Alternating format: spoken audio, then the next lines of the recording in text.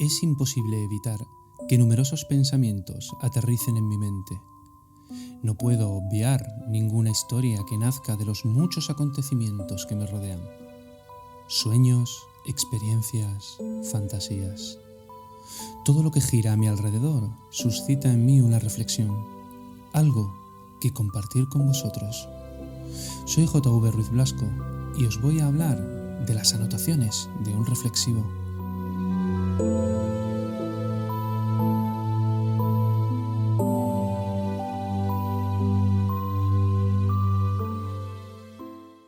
Aquello de lo que hablamos.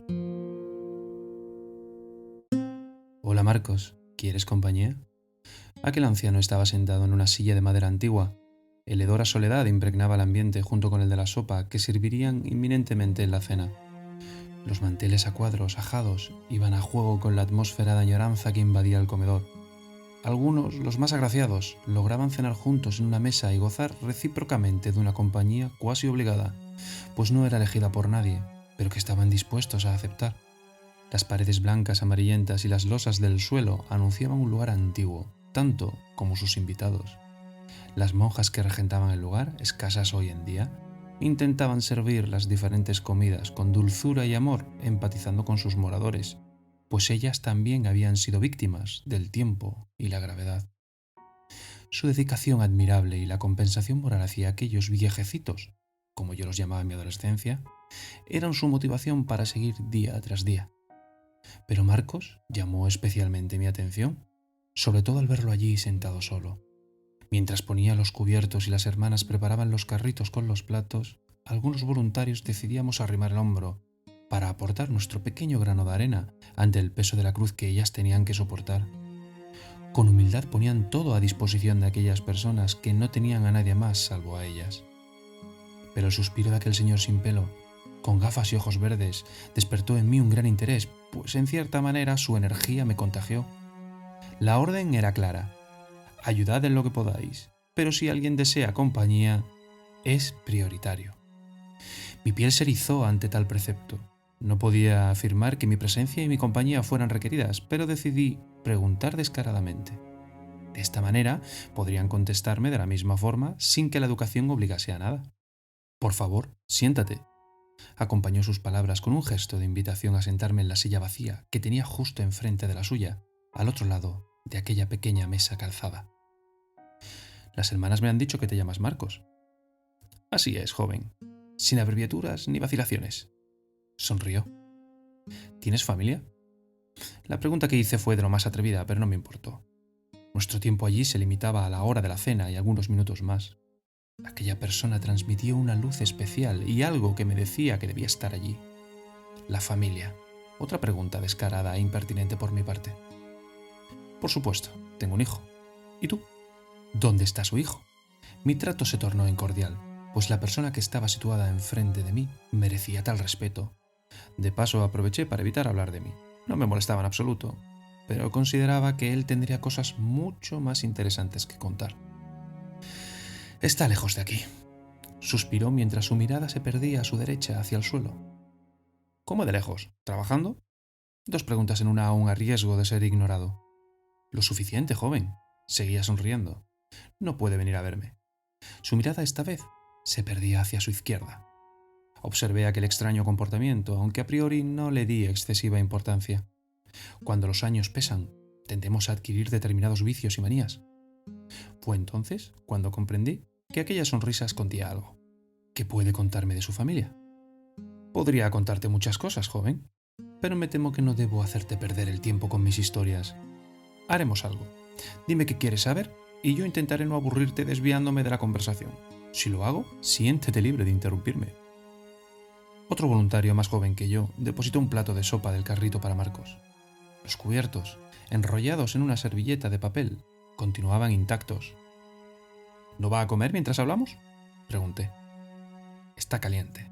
Mientras, podemos charlar. Sonrió de nuevo. De acuerdo. Cuénteme lo que quiera sobre su familia.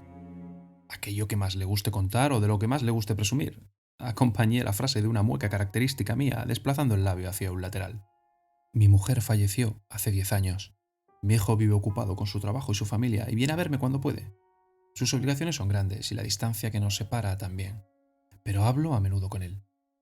Volvió a mirar hacia la derecha.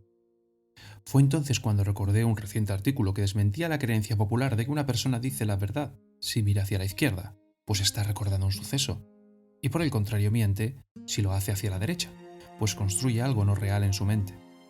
Pero aquel curioso gesto no me hizo pasar por alto mi propia valoración. No deseaba que pensara que no le hacía caso, de modo que continué mirándolo a los ojos. ¿Sus nombres? Mi mujer se llamaba María. Mi hijo, Pedro. Ella una joya irreemplazable. Él un amor de persona con la belleza de su madre. Noté cierto grado de tristeza al terminar aquella frase, así que supuse que recordar a su difunta esposa podría causarle dolor. De modo que me centré en su hijo. Hábleme de él.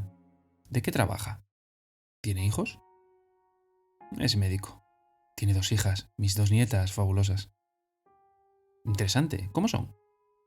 Aquella pregunta hizo que desviara nuevamente la mirada hacia su derecha. Muy guapas y lindas. Me llamó la atención que no explicara ningún rasgo físico de ellas. Se le va a enfriar la sopa, Marcos. Siéntase libre de comer, por favor. Aún está caliente. Volvió a centrar su mirada en mí. ¿Dónde vive su hijo? Reposé mis brazos sobre mi lado de la mesa. El frío del hule me irguió los vellos del brazo y su textura pegajosa me transmitió una sensación un tanto desagradable. ¿En Portugal? Miró hacia su derecha. No paraba de hacerlo y yo estaba empezando a ensimismarme con aquel extraño comportamiento. ¿Y qué le cuenta? Pues no mucho. Suele estar ocupado y aunque hablamos a menudo, suele ser conversaciones muy cortas. En ese instante pude comprobar que su nuez de Adán subía y bajaba. Volvió a evitar el contacto visual y comenzó a deshacer el rollo de servilleta que envolvía la cuchara y el cuchillo. Me mantuve silente durante unos instantes y decidí tener el tremendo atrevimiento de decirle algo que quizá lo incomodase. Pero ser testigo de aquel sufrimiento me estaba empezando a ahogar como una soga al cuello. Hola, Marcos. Oculté mi sonrisa. Mi nombre es Lorenzo. Hola, hola, sonrió sin entender nada. Creía que el viejo era yo. ¿De qué le gustaría hablar esta noche? Comenzó a entender mi ironía, soltó la cuchara con el mango de plástico rojo sin llegar a mancharla del contenido de su plato. Me miró y me vio a mí, observándolo seriamente. Creo que no te entiendo, joven. Algo me dijo que me sentara aquí. Su mirada pensativa, el nudo en su garganta, su soledad. No me he sentado para que pase el tiempo y usted me hable de aquello que le gustaría que fuera verdad. Lo miro a los ojos y veo historias, veo sentimientos, años de hechos y experiencias. No me hable de lo que no ocurrió, sino de lo que le ocurre ahora. Entiendo. Evito nuevamente el contacto visual. Hola, Marcos. Soy Lorenzo. ¿Desea compañía? Insistí nuevamente. Sí, por favor. ¿Cuánto hace que no ve a su hijo? 10 años. Desde que mi mujer falleció. Una lágrima asomaba por su mejilla. ¿Cómo supo que tenía 2 nietas? Cuando aún podía caminar libremente sin cansarme, lo observé a la distancia, paseando a sus hijas por el parque, hace ya algún tiempo de aquello. Portugal, calle Portugal, para ser más exactos, en el otro extremo de la ciudad, donde yo vivía con mi mujer antes de cederle la casa a mi hijo para que pudiera formar una familia. Dibujó una sonrisa irónica en sus labios, acompañándola de un suspiro. ¿Soledad? Pregunté mientras extendía mi mano para agarrar la suya a modo de consuelo. Dolor. El recuerdo es mi única compañía. El deseo de saber es lo que me tortura cada noche. Soledad también, pero no es soledad física. Siento que me encuentro en un lugar lleno de gente y que por más que grito nadie me escucha. Siento que soy un fantasma, un don nadie abandonado a su suerte. Sufro en silencio la pérdida irrecuperable de mi mujer hace 10 años y la de mi hijo hace más o menos el mismo tiempo. Pero su hijo vive. ¡Ay, joven!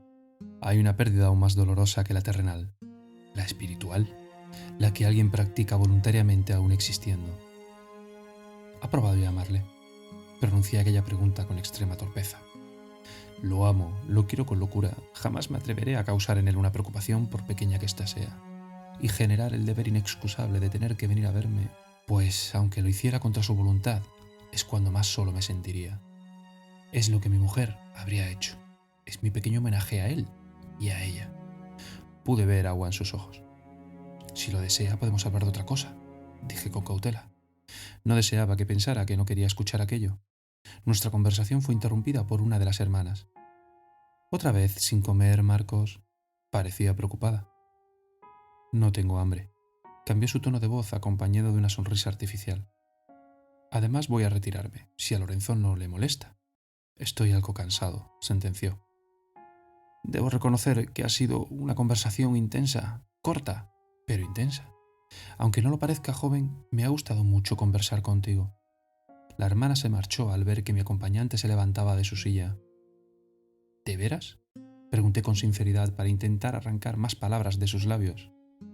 «Sí, hoy dormiré como nunca, más tranquilo, sereno y con una sonrisa en mis labios». «¿En serio? ¿Por qué?». Sin duda había conseguido dejarme perplejo. «Gracias». Se encorvó ligeramente para agarrarme ambas manos. «Porque aunque sea por un instante, he sentido que alguien deseaba conversar conmigo. Quería saber de mí y conocerme más allá de las palabras banales y educadas. Hoy dormiré plácidamente gracias a ti». «Hay mucho de qué hablar, Marcos. Se ha guardado lo mejor para mañana». ¿Mis palabras fueron sinceras? ¿El qué? Mi comentario lo sorprendió. Su historia. Jamás olvidaré aquella mirada, una mezcla de cariño y compasión. No dijo nada, tan solo esbozó una sonrisa y se marchó. Estaba deseando que llegara el momento de la cena al día siguiente para acudir a aquel convento como voluntario y así volver a hablar con él. Deseaba saber de su experiencia, de su sabiduría, su historia, su esencia. Llegó la noche. Con frío en el cuerpo, cuyo origen no lograba determinar si era por el nerviosismo o la temperatura, me dispuse a intentar memorizar la batería de preguntas que tenía para él. Pero al llegar comprendí la magnitud de sus palabras y comencé a recordarlas una a una, acompañadas de las miradas y los gestos. Hoy dormiré como nunca, más tranquilo, sereno y con una sonrisa en los labios. Recordé, Marcos, aquel señor solo, que suspiraba con la única compañía de sus recuerdos, cuya experiencia y esencia habían sido ignoradas por el resto de la humanidad, cuya sabiduría quedaría enterrada en lo más hondo del recuerdo humano y cuya realidad sería ocultada al mundo. Había fallecido. No necesitaba nada más para abandonar este mundo, tan solo un motivo, por ínfimo que fuera, para ser recordado. Necesitaba a alguien que lo mantuviera en su memoria antes de marcharse. Y ese alguien era yo. Cumplió su misión de la manera más diligente y sigilosa posible, pues jamás podría olvidar a alguien que con tanta intensidad me marcaría para siempre con escasos minutos de conversación. Su esencia hizo el resto.